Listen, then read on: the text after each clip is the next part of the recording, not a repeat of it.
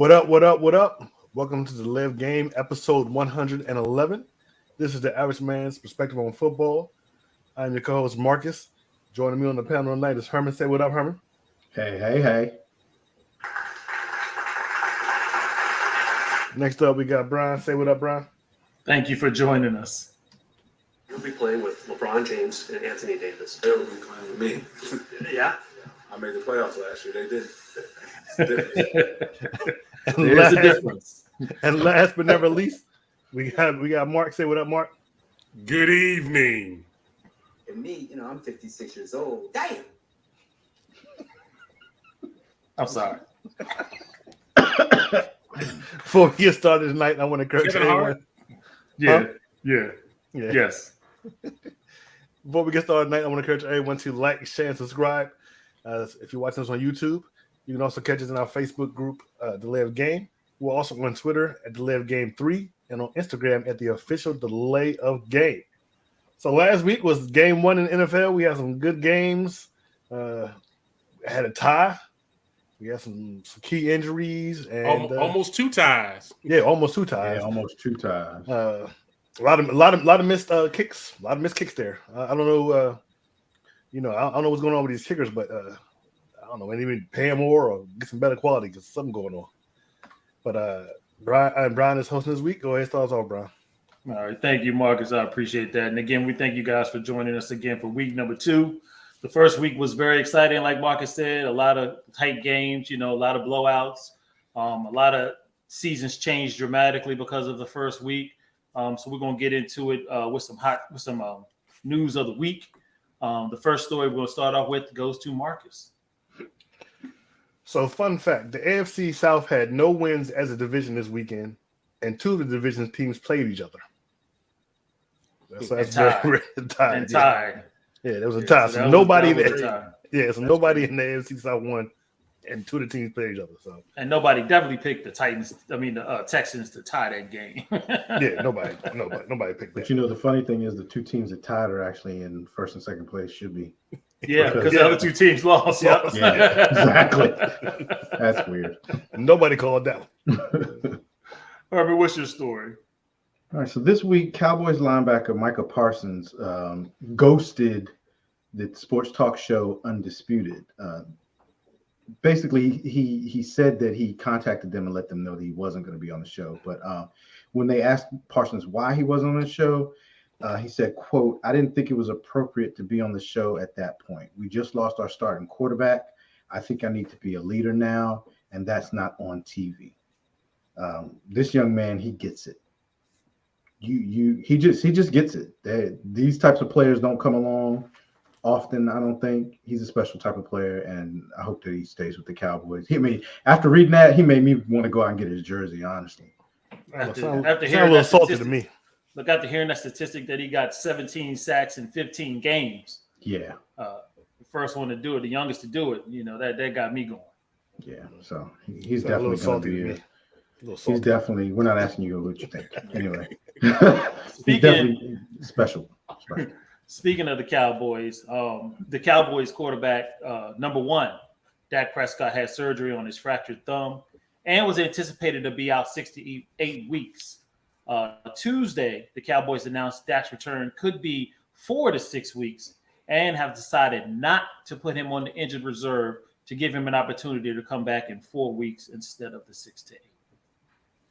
Do you guys believe in that one? Are you okay with that?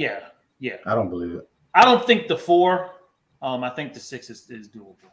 I mean, it's the same injury Russ had last year when he came back. Yeah, he wasn't playing all that great. There was another quarterback that had it too. He came back from it too. Yeah, so it's gonna be all about. Mahomes had it. Mahomes had it, didn't he? No. Mahomes was not no 46. No, Mahomes was out 46 weeks. Somebody another quarterback had it too. Yeah, I don't really care about the other quarterback. So, hey Brian, can you lower your camera? Your face is like right there. No, I can't touch it right now. I'm on live. I can sit up. Yes, it's a little bit better. I sit up. All right, Mark, why don't you go ahead and read your story? T.J. Watt left the Steelers overtime game against the Bengals Sunday with what appeared to be a torn pec muscle. Watt plans to get second opinion and third option before deciding how he will proceed with it. So he's seen the doctors today, which is Tuesday afternoon, and it was determined that he did not need to have surgery for it. So he is expected to be out for 6 weeks. Big blow to that Steelers defense. Yeah, probably the best player. I would say probably the best player on the team. That's just a defense. The best player on the team. We can say that. Yeah, I wouldn't argue with you. I would not argue. Nobody stands out on the offense. The only other person I can think is that safety. What's the safety's name? Yeah, Mika Fitzpatrick. Mika had a bomb game too. Yeah. You know who was playing pretty well was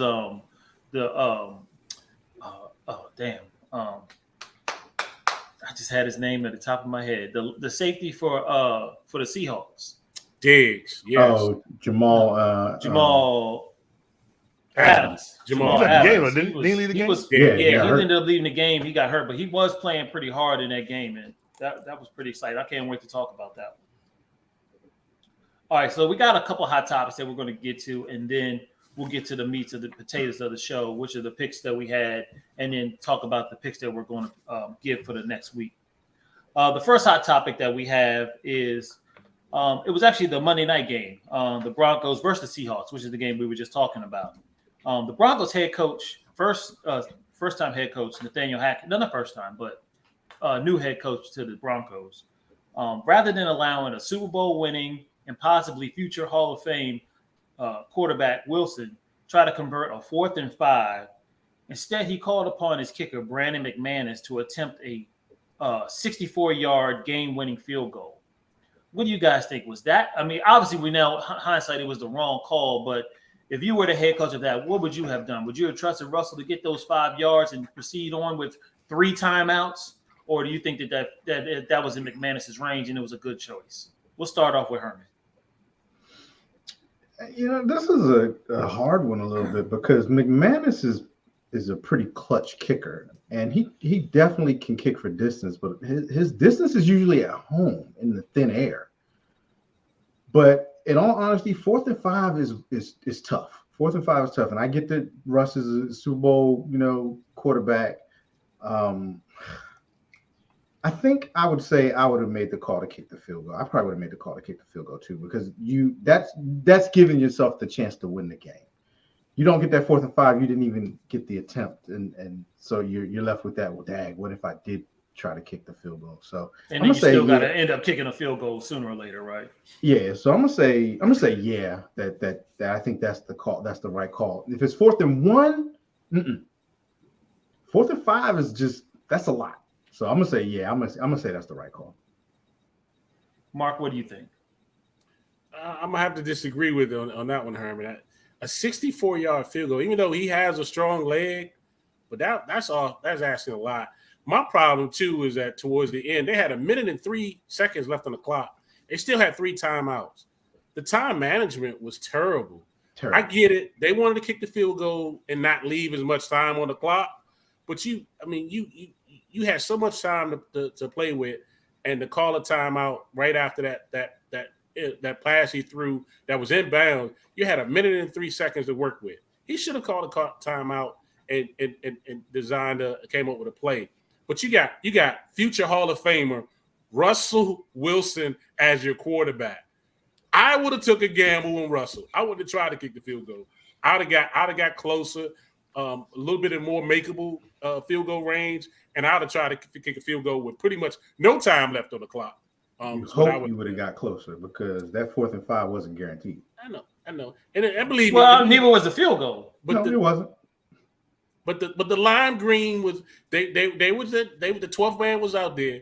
I know it was a tough choice to make on it, but I think I still, unless I had Ravens kicker Tucker, I wasn't trying a 64-yard field goal. I wouldn't have been trying it. So, Marcus, the answer to your question.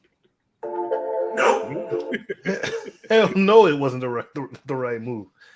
Since 1960, only 2 kickers have made a kick of that length.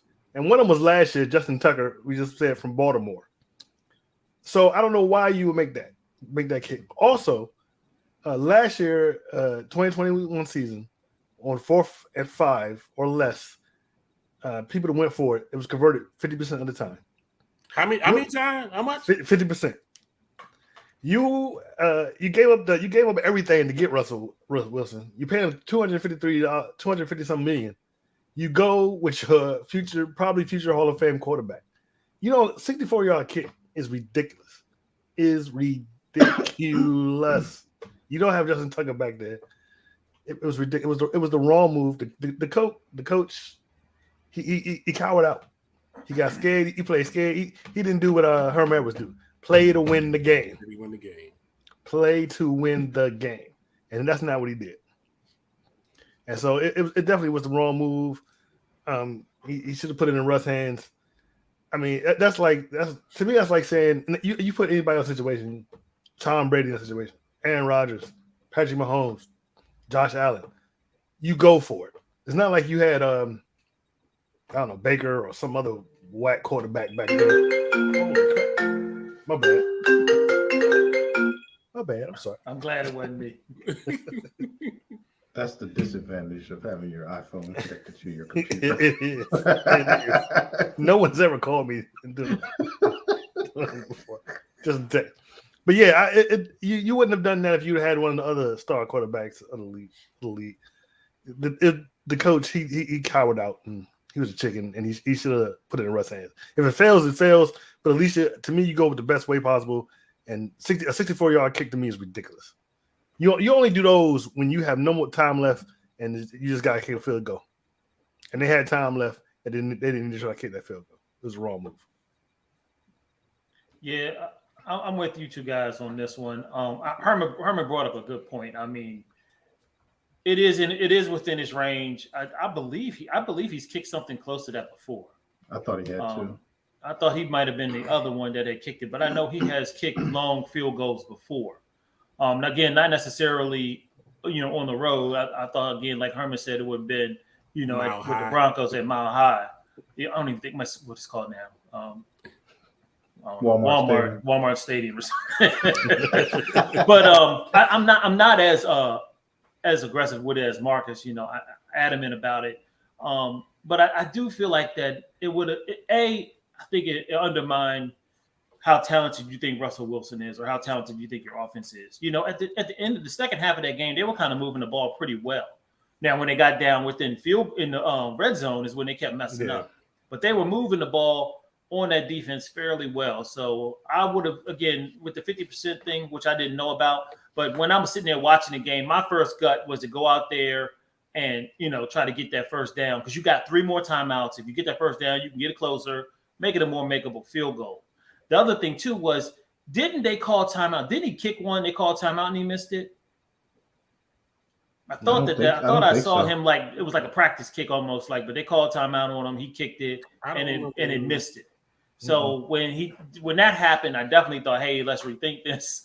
Let's put this in Russ's hands. If that happened, then he definitely should have pulled that back. And Yeah, but I mean, again, I just think it just kind of undermines, the talent that offense has. It makes it feel like the coach doesn't trust him or doesn't believe in him. Maybe I'm going too far with it, but it just seems like it puts that seed in their mind that, when push comes to shove, coach is going to take out the easy way instead of being aggressive. And this new NFL, you got to be aggressive. I mean, shoot, the Chargers was going for it again. I'm about to say that. So I'm about to say that. The Chargers would win for it. They don't know how to bounce. They just don't know no other way. Right. So McManus's career long is 61. Okay. But the caveat to that is he hasn't made a kick of at least 55 yards outside of Denver or a dome stadium since 2016. Whoa. So looking at those numbers, I think I probably would have to reverse course and say that was not a good idea. I wonder how many opportunities he's had. And how long he's been with he's 2 of 10 in his career from 58 plus.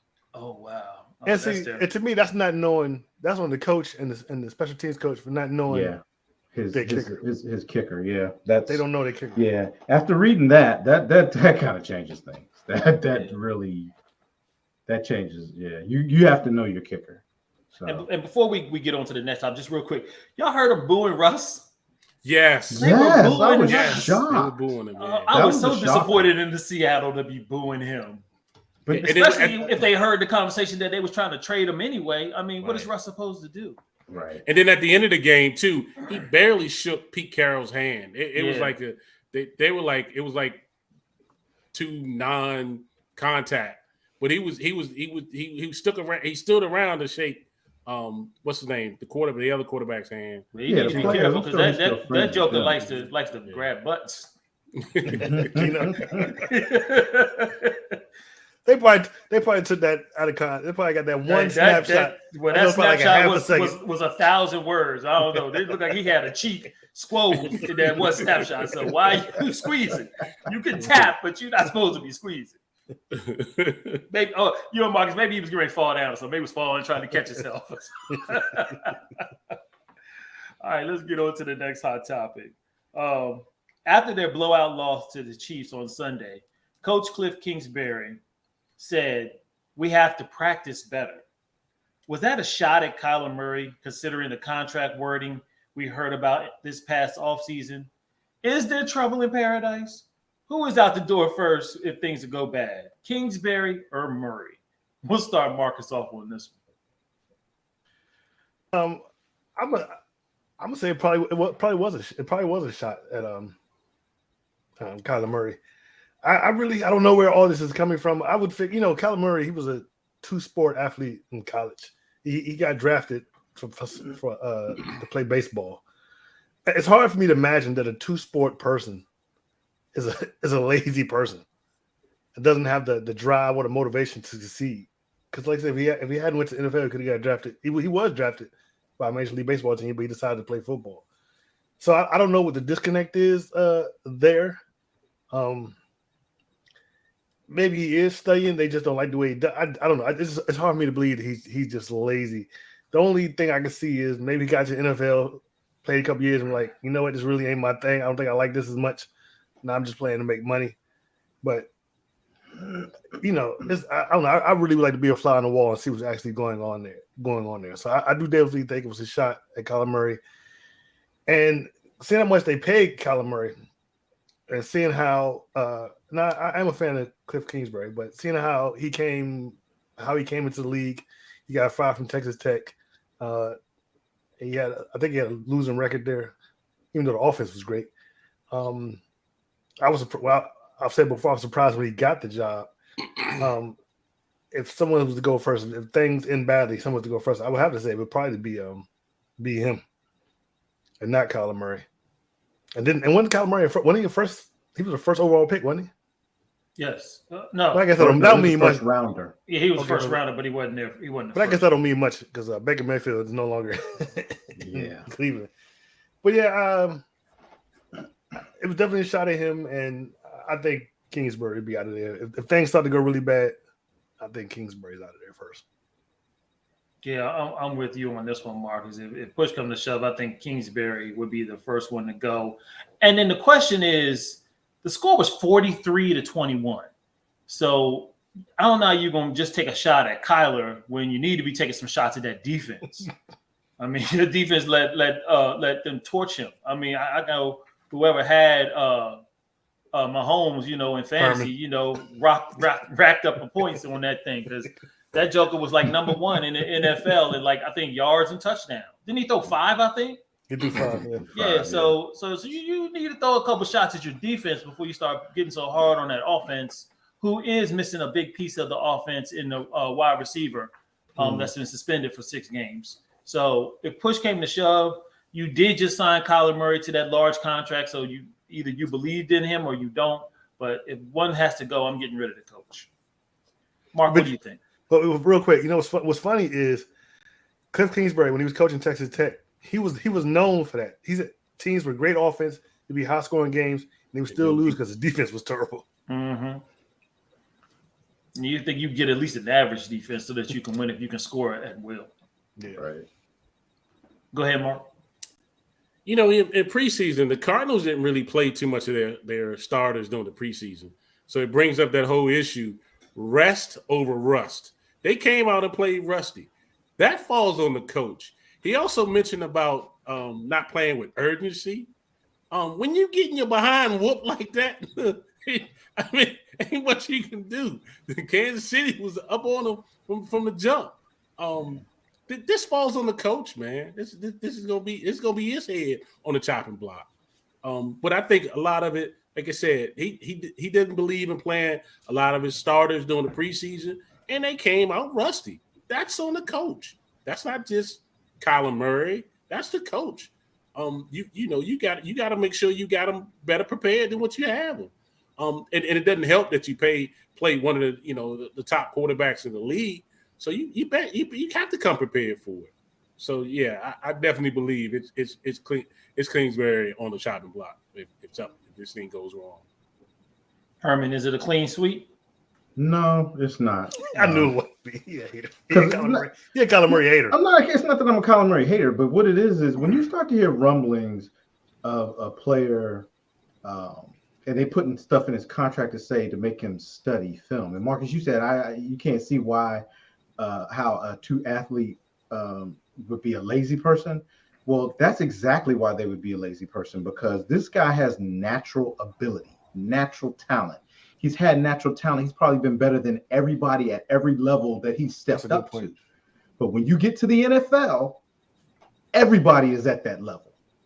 So you have to do the extra that he's never had to do before.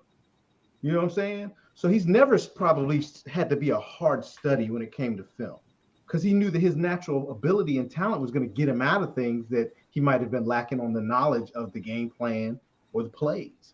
But now everybody has that natural ability and natural skill.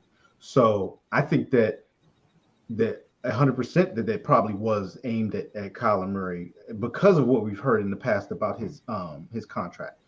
Now, the reason I say that I think that it may be Murray out the door before it would be Kingsbury is because remember when Kingsbury came into the Cardinals, they had just drafted a guy in the first round. They kicked that quarterback to the curb because Kingsbury said, I want Josh Kyler. Rosen. Yeah. But he wasn't making that kind of money, though.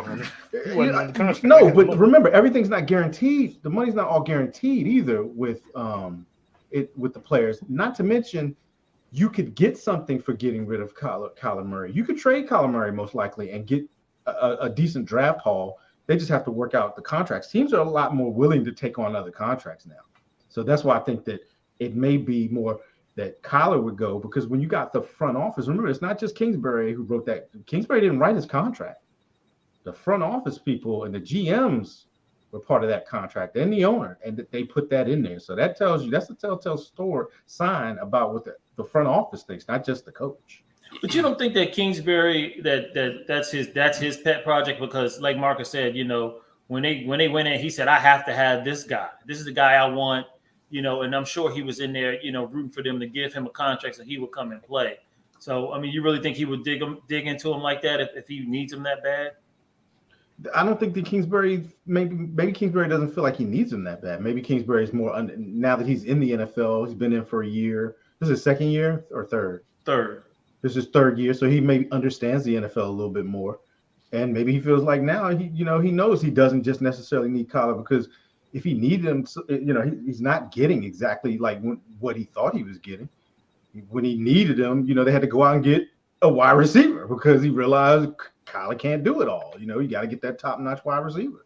So, I just think the Cardinals front office might back Kingsbury just because of the stigma that's starting to come into play when it comes to Kyler. Now, it may be hard to trade him because of that same stigma too. All right. So last hot topic we're going to talk about, and then we'll get to these games that we picked last week. Without overreacting after week one, what's your biggest surprise or disappointment about the week one? Was it a player? Was it a team? What made you kind of like disappointed?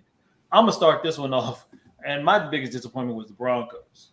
I was willing to make a bet with a coworker that the Broncos would come down there and stomp the Seahawks. I knew for a fact the Seahawks had no chance of winning that game. And that first quarter, man, you gotta give it to who's Seahawks quarterback now? Geno Smith. Geno Smith, man. He looked like the number one draft pick he was years and years ago. He actually played well, and Penny was running the ball, running hard. Defense was being aggressive and taking chances, man, and they were the better team, and they actually deserved to win that game. But that was my biggest disappointment. I thought Russell and them would have lit it up and came out a little better than what they did. Didn't Seattle look so fast? Like, I don't know what it was, but watching That the lime game, green I was uniform. like, yo, that's what I said. Is it playing tricks with me? I'm like, they look so fast. It was crazy. Yeah. That 12th man helped them out a lot too. Definitely, always yeah. does. Marcus, what was your biggest disappointment?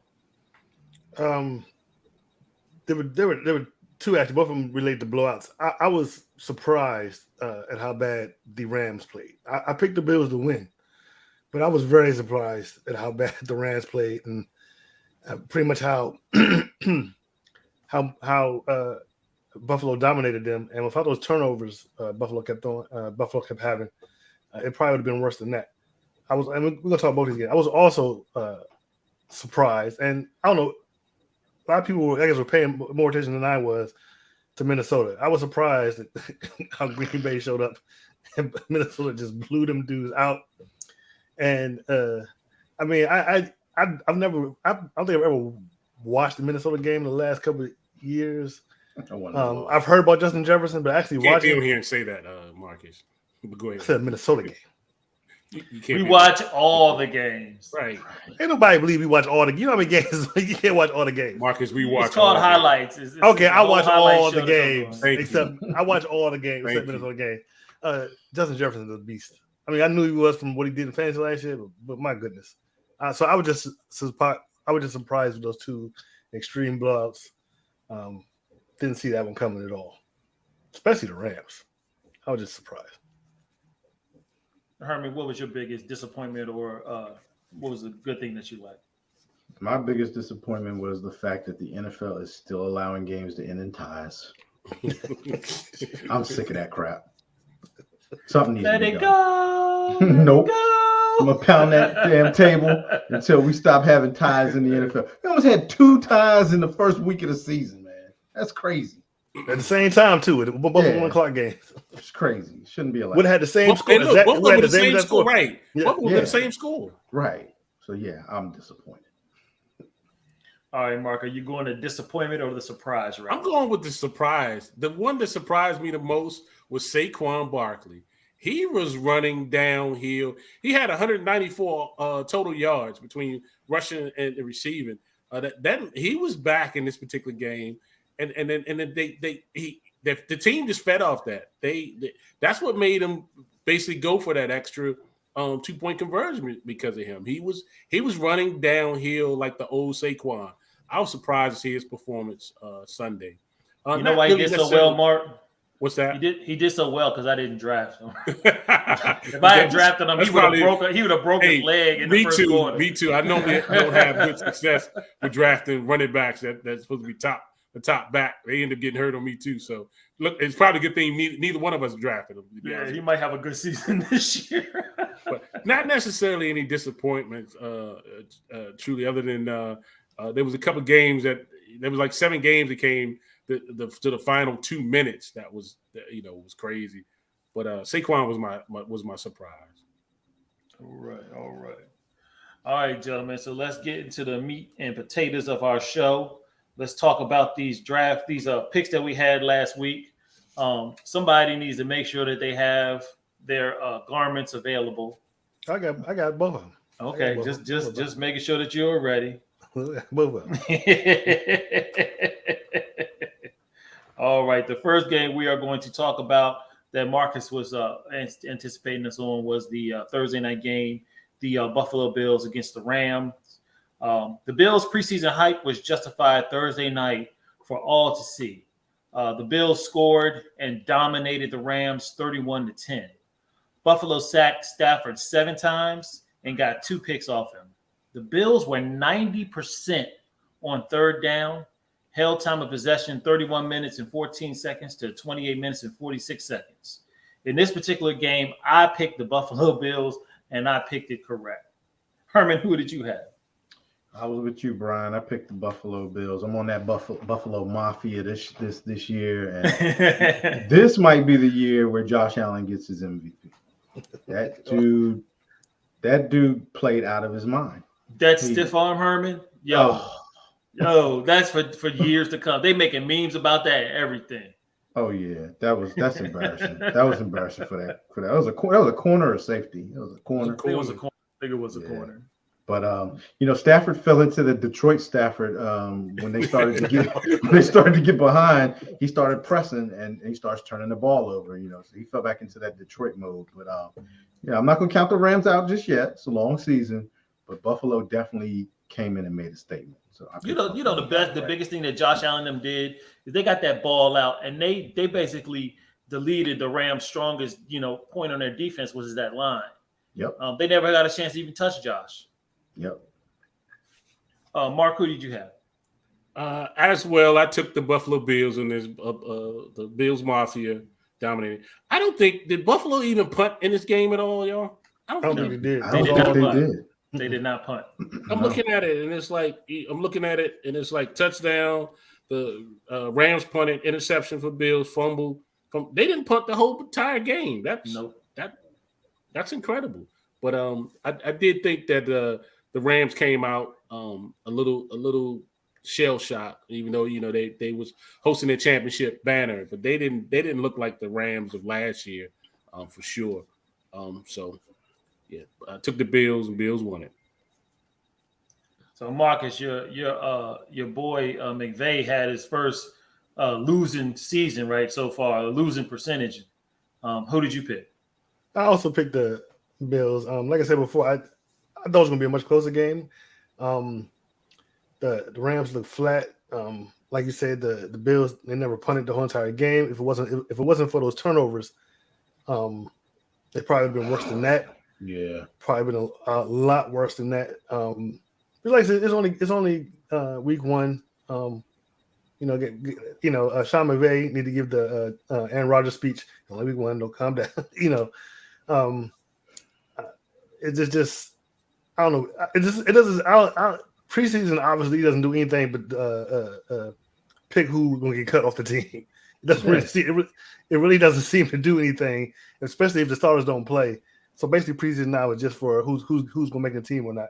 Because they looked flat, they looked cold, and Buffalo looked on fire. And yeah, Rams should be embarrassed. But I picked the Bills, and the Bills won. All right. So the next game we're going to talk about was a Sunday game. It was the Las Vegas Raiders versus the Chargers. The Chargers took a 24-7 lead at the end of the third quarter and held on to win 24-10 over the Raiders. The Bolts defense was opportunistic, getting 3 picks and 6 sacks on Derek Carr. Both teams were efficient on third down. The Bolts were 42% and the Raiders were 45%. Time of possession was also close, 32 minutes and 32 seconds for the Chargers and 27 minutes and 28 seconds for the Raiders. In this one, who did you pick, Mark? I took the Raiders in this one, man. I thought the Raiders would come out and handle Chargers well, but nope. That's what happened. I tell you what, Carr is happy to have Devontae Adams there. That's for sure. Yes. They were connected on a couple of nice plays on it, and I just thought 10 catches for 141 yards and 1 touchdown. Yeah. He's going to be great on there. And then you saw a couple of times that the Chargers defense was getting the Carr. They was getting to him, and I took the Raiders and I lost this one, y'all. Marcus, who did you pick? I picked the Chargers. It's going to be a tight race this year in the AFC West. Devontae Adams showed out. Chargers did good, but I just felt like Chargers will win. I feel like the Raiders are a good team, but I feel like the Chargers are better, so I picked the Chargers. Herman. Yeah, I picked the Raiders on this one. Picked this one wrong too. Your quarterback can't turn the ball over 3 times. You can't throw 3 picks and expect to win games.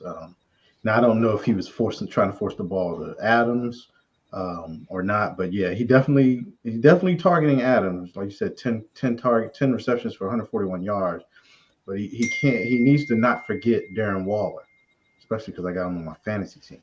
But he opens things up too. So he needs to. I think Carr's going to have to make some adjustments, learn to spread the ball around. The line's going to have to protect him because 6 sacks is what 5. He had five sacks. They sacked Devontae Adams one time. Must have been a trick play. But yeah, the line's going to have to protect him a little bit better. But it's just one game. I think the Raiders should be able to get on top of things as long as Josh McDaniel doesn't do Josh McDaniel. Y'all know I don't like that dude. I picked the Raiders. I got it wrong. Yeah, I'll leave it. This one I did pick the Chargers, so I did pick this one right. And Herman, that was terrible to say about Josh. He's going to be a good coach. Stop it. Heard that before. But it was like Carr. It was like Carr and the Rams quarterback. They were kind of dependent on one receiver both games. God. Instead, they didn't like spread the ball out like they really should have. But this is just season. It's just week 1, so we'll continue on. Yeah, a lot of the offenses look bad. Yeah. Yeah, and that's normally, like we say, offenses are learning. Defenses are normally ahead in the first couple weeks. Yeah. All right. So Sunday we also had the Kansas City Chiefs against the Cardinals. We talked about this game a little bit earlier. Marcus has a lot to talk about.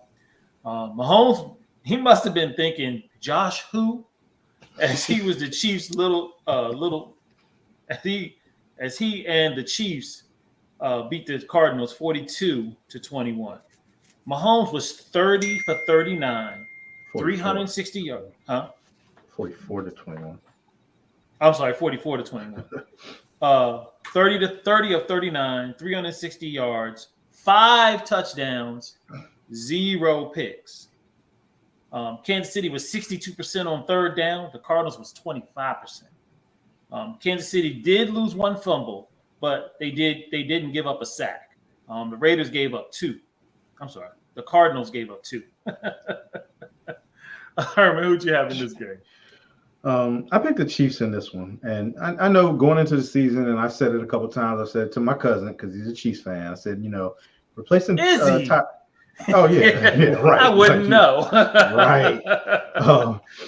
I said, replacing Tyreek Hill, his offensive output, it's going to be tough to do, and it is. I mean, obviously the Cardinals' defense is not great, but I believe in the Chiefs still because they do have Patrick Mahomes and they do have a good receiving corps. So Kelsey, you can see eight receptions, 121 yards.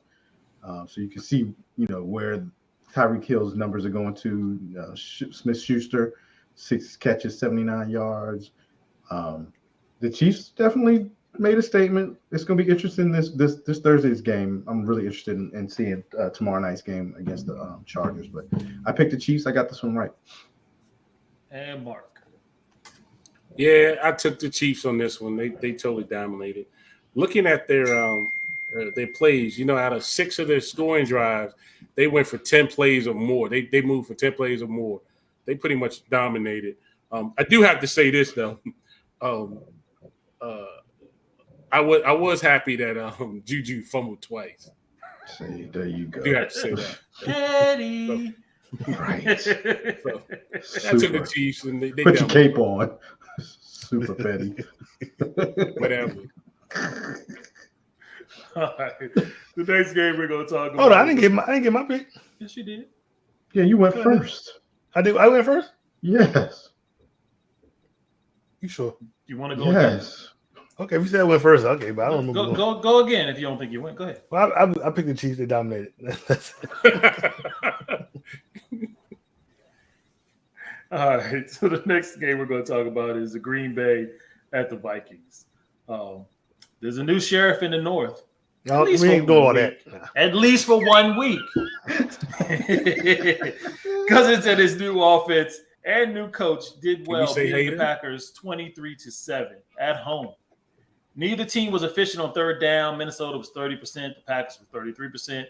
Green Bay also lost a fumble, and the mighty Aaron Rodgers did throw a pick, while Minnesota was clean in the turnover department. Marcus, who did you pick in this game? I'm supposed to go last. Yeah, he has to go last. You need to put on the damn hat. Put your hat on. We'll Spin start it. with Herman. Herman, who did you pick? Well, I, of course, picked the Minnesota Vikings because I, of course, knew that the Minnesota Vikings was going to win this game. His hat looks terrible. We does. should have had That it. background thing. Captain Kirk, 23 for 32, 277 yards, 2 touchdown passes. Dalvin Cook put up some numbers, 20 carries for 90 yards. He needs to do more. But yeah, I'm not counting out Green Bay, but nobody's used to seeing that Green Bay on the field. And everybody talked about how bad Dallas was going to be for trading away Amari Cooper, which held up. We'll talk about that later. But trading away letting Devontae Adams walk wasn't a good idea for Green Bay either. And even though you have a Hall of Fame quarterback, you still need some decent receivers. So not a good look. It's going to be interesting to see how Green Bay bounces back from this because I think they go to Chicago? Yes. Yeah, Chicago. Mm-hmm. So another divisional game. Last thing they can afford to be is down 2 in the division already. So I picked the Vikings and I got this right. Yeah, Herman. Of course, I was with you. I also picked the Vikings, and Kirk Cousins for MVP is definitely on the books. I know that makes Marcus happy. But I mean, they came out with a good game plan. And what's the wide receiver? Jefferson lit him up. I mean, Jefferson, like Marcus said, was all over the place, and he's definitely putting in his bid, to be the best wide receiver this season. So I was with Minnesota. I picked this one right. Mark, who did you have? I also took Minnesota in this one. Man, Aaron Rodgers, they came out flat. His wide receiver was dropping wide open passes in this game. Yeah, he was really missing Devontae in this one. He was taking some hits too, Mark. He had a line. Yeah, he sure was. Yeah, both of his tackles were out. Yeah, starting tackles. Yeah, were out. Right. Exactly. Both the tackles were out, and they struggled. It's going to be a long year for Aaron Rodgers. They play like this, but I think they're going to. Oh, sorry. Go ahead. Yeah, I'm saying I took the Vikings. That's it. I think Green Bay is going to trade for a wide receiver. Don't be surprised if they're going to have to go trade for a wide receiver. Amari Cooper is going to Green Bay. Watch. I said it first. The Browns just got him. Why would they give him away that quick? Because halfway, get into the season, they don't have a quarterback because Deshaun's not there. They'll start losing, even though they won, but they're gonna start losing and trade Amari. All right, dummy. I mean, Marcus. Who did you pick? Don't forget, I know you can mute me. Yeah. So yeah, I picked Green Bay. I was probably a little bit too anti-Minnesota. Still anti-Minnesota, but I give it to Minnesota. They came out there. You're anti-Kirk Cousins, right? Yeah, true. They came out there and they put it on Green Bay.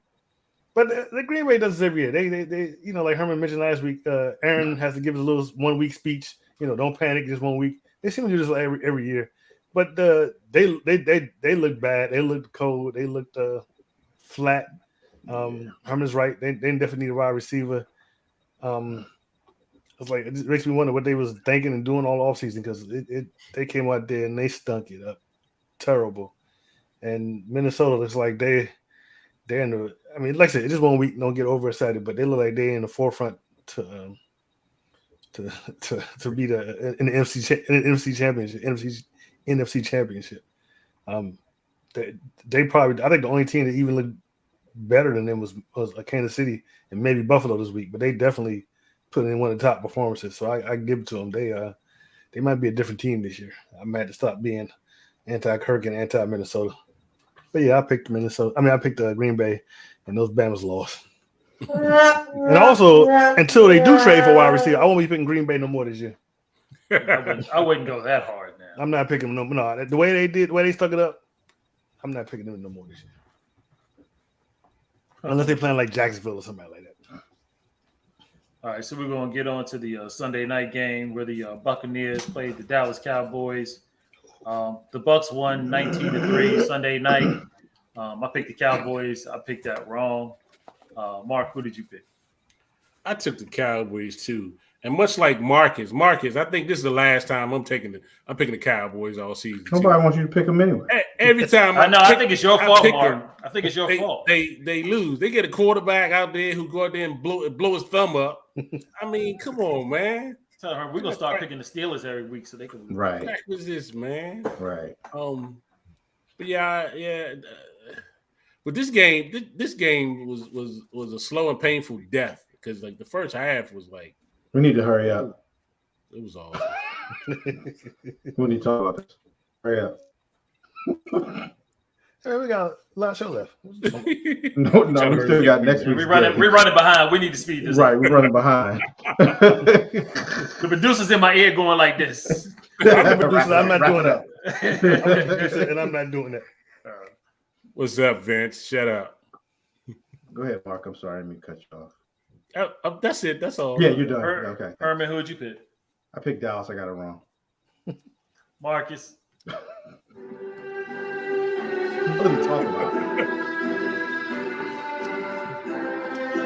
It's been a long time since he wore that cap. Whatever. It's the That's first I okay. picked That's Tampa. doing it. I picked Tampa Bay, and I picked right. I think that to me that game was terrible on both sides. Obviously Dallas didn't play well. I didn't think Tampa Bay played well. I didn't think Tom Brady played well at all. Dallas' defense. I mean, you can say what you want. The one bright side, Dallas' defense is no joke. They came in there, they pretty much shut Tom Brady down. I mean, I was expecting a game like last year, maybe, high scoring game. It wasn't that at all. It's a shame about that. But like I said, the bright side is the Cowboys defense. Cowboys defense is no joke. And really, the Buccaneers didn't look all that great. Like we've been saying all show, offenses are flat. They look terrible. I think I picked the Tampa Bay to make a Super Bowl. They got to do a lot better than that. They got to get their offense in check. And that was not a good game. It was pretty much a sorry game. And it was a shame that Dak had to hurt his thumb off a sorry game like that.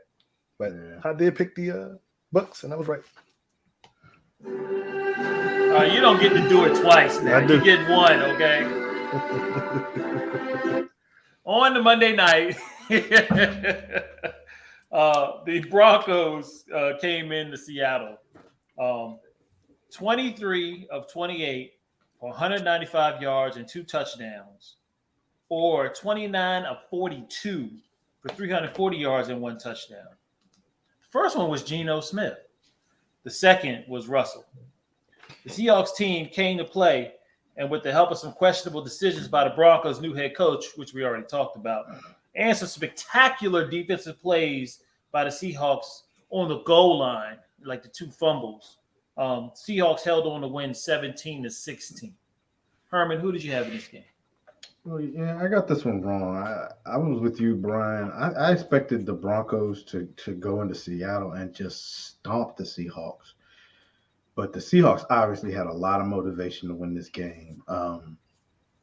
They, like I said, it just seemed like they were playing at a higher speed than the Broncos especially when the game first started. I'd like to see the Broncos get their run game going a little bit more. Russ threw 42 times. I mean, you can games Russ throwing 40 sometimes, but I'd rather see a better run game going. I think that's going to open up your play action pass. I mean, they had over 100. They had over 100 yards. I don't know if those garbage yards, but they had over 100. The biggest problem was it was close. The biggest problem they had was that they were getting down the field. They just wouldn't score touchdowns. Yeah, they had turning the damn ball over. They had 3 trips. They had 3 trips to the red zone and didn't make it once. But it looks like they're doing, kind of run back, a little bit of running back by committee with Gordon and Williams. So, but I still just want to see them want to see that his pass total cut down by about 5 to 7 maybe, and get a little bit more run going. But I picked the Broncos and I got it wrong. I will say this though, I was kind of, and I've always kind of been against Geno Smith. Me and my son always had this back and forth about Geno Smith because I always tell him he's my example of it doesn't always translate to the NFL from college. There's plenty of examples of that though. I know, but I always pick him because me and Darren used to have a conversation about him all the time. It seemed like, but I was kind of glad to see him he's kind of redeeming himself, and I'm glad he's getting the chance in Seattle. and I actually would like to see him succeed. It's going to be interesting, especially if the Cardinals not looking like what we thought they were going to look like. So it's going to be interesting to watch Seattle this year. But I picked the Broncos. I got it wrong. Marcus, who did you have? I also picked the Broncos, and it's crazy. They were the only team in the NFC West to win this week, and I never in a million years would have called that one. AFC West, you mean? Oh, I'm sorry. Broncos. He said the Broncos, but he meant. I'm sorry. Okay, yeah. I'm talking about Seattle. But yeah, I also expected a blowout. I thought the Broncos would come in there and just run all over Seattle, but that was not the case. I feel like if Pete Carroll could have put this type of game together when Russell was still there, Russell would still be there. It didn't look like the Seattle from last year. It looked like a whole different team. They looked dominating on defense. Like you said, Geno Smith of all people was out there balling. If you look close enough, you thought that was Russell Wilson still on Seattle playing. It's disappointing that Russ had to come back and lose. I know he wanted to win, but they should have won. The coach, to me, that was a terrible decision. This coach, we'll see. Like I said, 1 week you can't overreact, but I'm gonna be watching this coach, and he might be another Bill O'Brien. Oh Lord, off of one game. I said I'm not overreacting, but we'll see. But yeah, it sounded like he overreacted. Yeah, I picked the Broncos, and I picked wrong. Yeah, I was with you guys. I picked the Broncos, and like I told you earlier, I almost lost. I think I was going to bet $100 on this game that I didn't have, but I just knew there was no way the Seahawks was going to win. I kept anticipating this game, but the Seahawks came out with a good game plan. I mean, you got to give it to them, and their head coach was out there running around and jumping, and that dude's 70.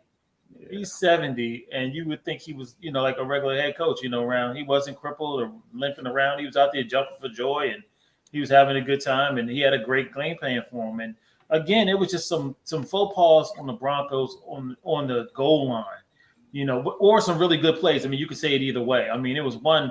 Williams was running, and he went to go try to put the ball over and started fumbling it a little bit. And they saw that he really didn't have control of the ball before it got over the goal line. So, I mean, it was just, just bad performances by them. But overall, man, the Seahawks, man, they deserve that win, man. And I regret not picking them. So, how did you guys do this week? I didn't go, sir. Yeah, I know. I didn't really want to hear what you had to say. I'm teasing, Mark. Go ahead, buddy. Tell us how you picked. I took Denver also. I'm about to lie. Denver. I took Denver. I thought what was funny at the end of this game is Sheldon Harris. He got traded in this Russell Wilson thing. He made a comment. He was messing with Russell at the end. Let's ride. He made a comment about. But the Seattle came out hype. They were hype. If I was a Seattle team right now, I'd be like, look, coach, we need to wear these lime greens all year long. If we're going to play like this, I'm wearing the lime greens all year long.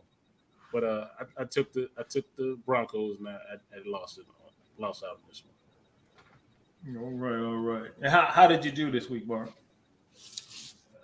I was 3 for 3.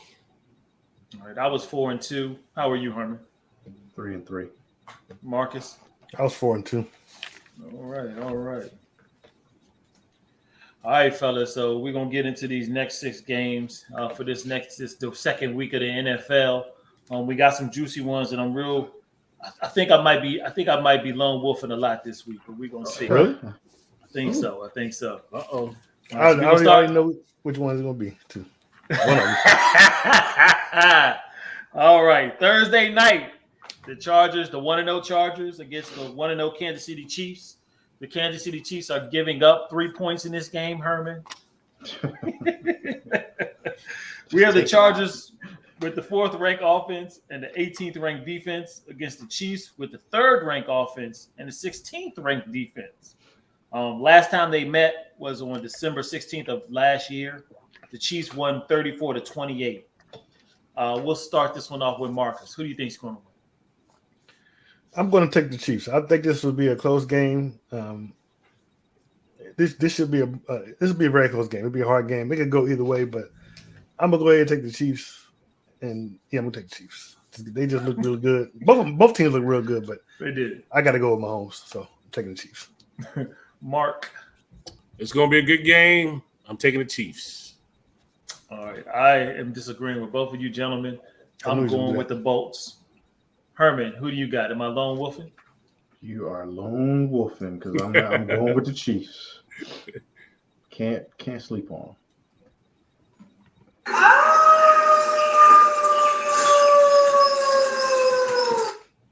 Have your hat ready? Have your hat ready? Yeah, I'm going to have the hat ready, the one with the tassel. All right. Huh? I knew he was going to pick. I knew he was going to pick. I think they're both doing good. The only reason I really picked the Chargers was because they were at home. The Chiefs are at home this game. The Chiefs are at home, sir. Oh, wait. Oh, yeah, that's why. Because the Chargers are away. That's why. Okay. All right, Sunday. The 0-1 Bengals are at the 0-1 Cowboys. The Bengals are giving up a touchdown in this game. You got your 7th-ranked Bengals defense versus the 9th-ranked Cowboys defense. The last time these two teams played was December 12th of 2020. The Cowboys won 30-7. Mark, who do you think is going to win this game? You said the Cowboys won 30-7 last game? Yep. I'm taking the Bengals and win 30-7. Somebody asked you what the score was. I'm taking the Bengals. That was before Joe Burrow was there. That last. Just say who you picking. Mark, he can give commentary, sir. No, he Marcus, can't. We don't have time for that. Marcus, who you got? To me, I'm serious. Even with Dak gone, Cowboys defense is the real deal. If they can do what Pittsburgh did to the Bengals, I think even with Cooper Rush starting, they can win this game. But I'm gonna pick the Bengals because they don't have a starting quarterback. But I would be at least surprised if the Cowboys won this game. But I'm picking the Bengals. Herman. And it pains my heart, but I'm a realistic football person. And right now I got to go with the Bengals. Whoa. I didn't expect that one, Herman. Marcus, can I get my music again? Y'all know Cowboys Nation, stand up and get behind Cooper Rush and that running offense. Get it behind us. We're going to win this game. Like Marcus said, that defense is the truth.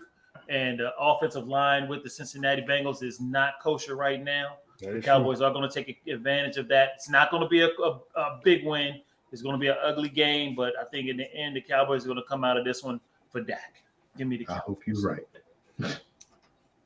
All right, we got another Sunday game. We got the 1-0 Buccaneers at the 1-0 Saints. This is an NFC South battle. The Bucs are giving up a field goal, 3 points. The Bucs have a 59% chance of winning this game to a 41% probability for the Saints. And we all know that the Saints are the Brady's Achilles heel. We'll start this one out with Herman. Who do you got? I'm rolling with the Saints in this one. They've owned the Bucs in the division the last couple of years, so I'm gonna go with the Saints. Yeah, Herman, I'm with you. I thought I was going to lone wolf this one, but because Jameis has had some back issues this week. On Wednesday, he didn't practice. But I still think that defense has Tom Brady's number. I think the Saints pull this one out. Marcus, who you got? Believe it or not, I'm also going to pick the Saints.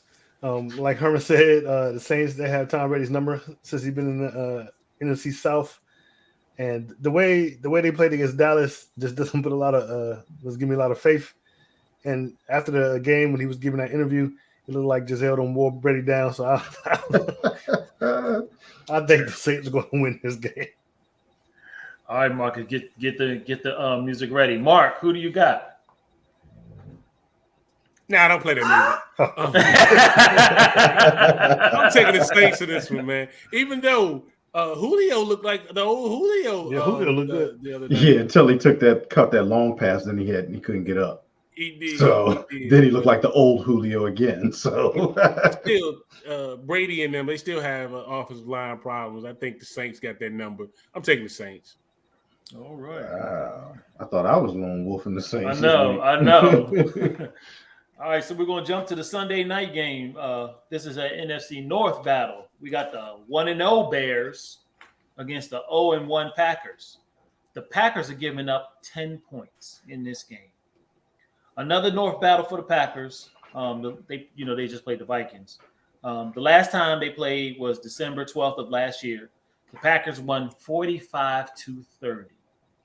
In this game, I think that the Packers get back on track. I think that the rain and stuff, hurt the 49ers and the Bears game last week. But I do think they get back on track. I think that Green Bay gets this dub. Give me the Packers. Marcus, who you got?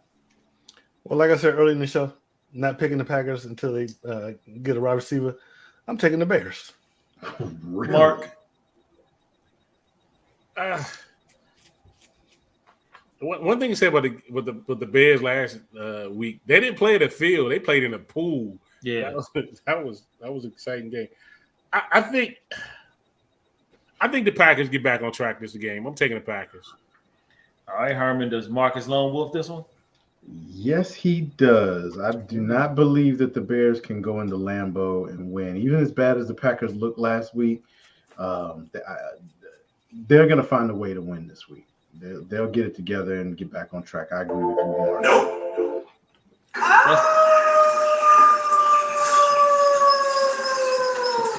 I'm not picking him again until they get a wide receiver. All right, so it's crazy this week, but we got two Monday night games.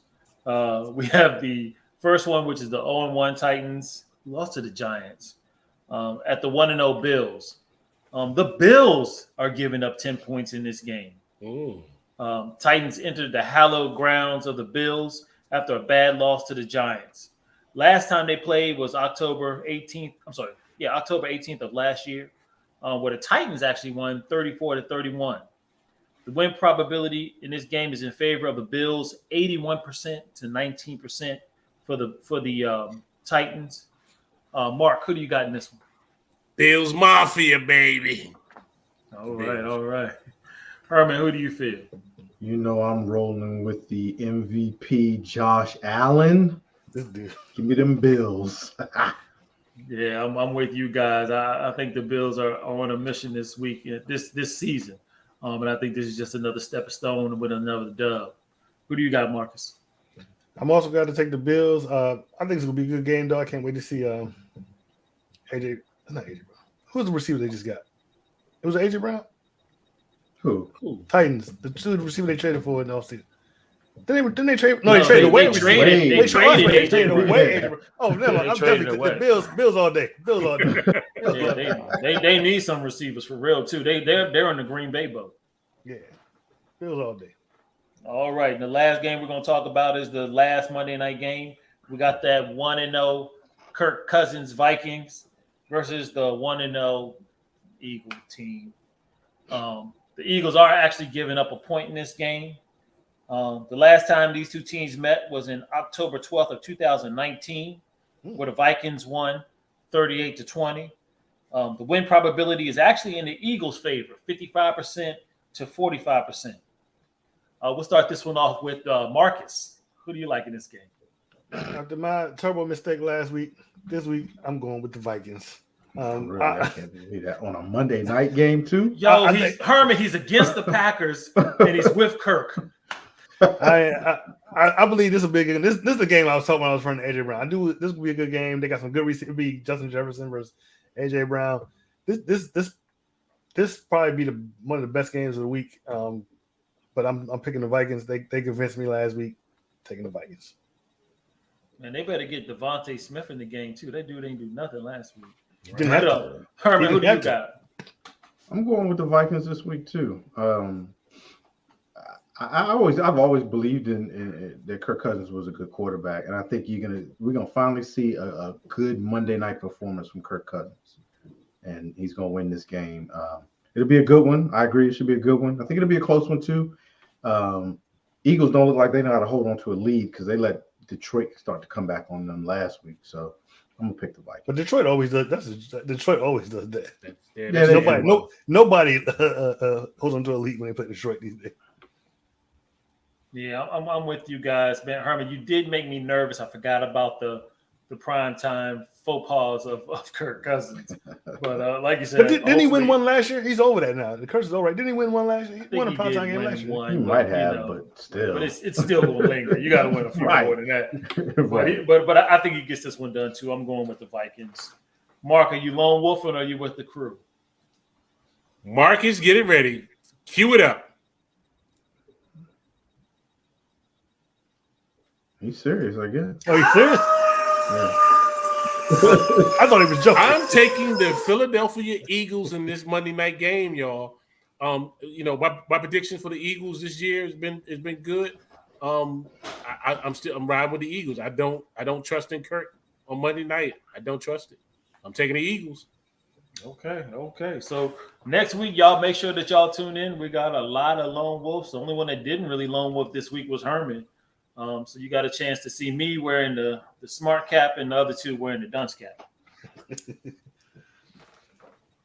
All right, so we're pretty much good. We're going to have our final thoughts, and then we'll pass it over to Marcus, and because we are a little over on time. Is everybody ready for their final thoughts? Every time I throw it to Mark, he's never ready. I'll take So it. I'll take the you first are one. ready. Okay. Yeah. All right, knock it out the box. My final thoughts is this weekend started the NFL season. At one of the home team stadium, they had an NFL official vehicle out there selling mugs and cups and so forth. Well, on the cup, if you look closely, it said Washington, or it was a W for the Washington team. But guess what? The state behind it was not the DC. It was Washington, Seattle, Washington, which is what, almost 2,000 miles away from here. Oh my God. Man, when I saw that, I fell out. I fell out on the floor. You know what? Those cups were made in China, sir. Those like, cups how were in made the in world China. Doesn't They matter. have Somebody to should have shoot. looked at this cup before they somebody lost their put it to job. the masses. Somebody lost their job for that. Somebody signed off on these cups and said, "Yeah, these cups are good." Oh my God, Right. that was just it. I would have loved to. I would love to have been there and bought one of those cups before they snatched it back. I swear it would. That's my final thought. All right, my final thought, and I think Herman's final thought will probably be similar, is our prayers out to Dakota Rain Prescott. Speedy recovery. We will miss you. Man, We he do hurt his need thumb. you. Ain't like he got shot in the Hey head. man, it don't matter, man. When you hurt your number one quarterback the first game of the season, man, it makes your season, makes you, may not. I almost didn't want to do the show or watch TV no more. Like Sunday night, I ain't listening to the news. Matter of fact, I think today's the first day I finally turned on the radio because I ain't want nothing. I ain't want to see nothing. I ain't want to hear nothing. I was just upset. So speedy recovery. You make my Sundays worthwhile. I need you, Herman. Sometimes you just have to stay silent because no words can explain what's going on in your mind and your heart. That's my final Confucius. Thank you, Confucius. Jesus Christ. Marcus, let's get your final thought and then get us out of here. My final thought is, when I brought up earlier in the show, something got to be done with these kickers, man. Something has to be. You missing extra point where it got blocked. But come on, man. We need to work on special teams even more. We got special teams coaches. We need to work on special teams even more. We need to go across the water and find some kickers because these they don't seem to be doing their job too good. What I think it is, you can't kick all the time because then you wear your leg out. So they don't practice as much as they probably need to. Frozen. Maybe you should get 3 or 4 kickers on team. It just everybody makes fun of the kickers, or they're not really football players, but you'd be surprised how many times these games come down to the kicker. So maybe they need to start giving these kickers a little bit more respect because they do make. You can say what you want, they make a difference. Whether they get tackled or whether they tackle all the time, but they do make a difference, a big difference, and it showed this weekend, and it pretty much shows every week. So either give the kickers more respect, pay them some more money, but something needs to be done. But with that, I want to encourage everyone to like, share, and subscribe, especially if you're watching on YouTube. You can catch us on Facebook and our Facebook group, Delay of Game. We're also on Twitter, Delay of Game 3, and we're also on Instagram at the official Delay of Game. We will see you next week, same bat time, same bat channel. Peace. We out. Really.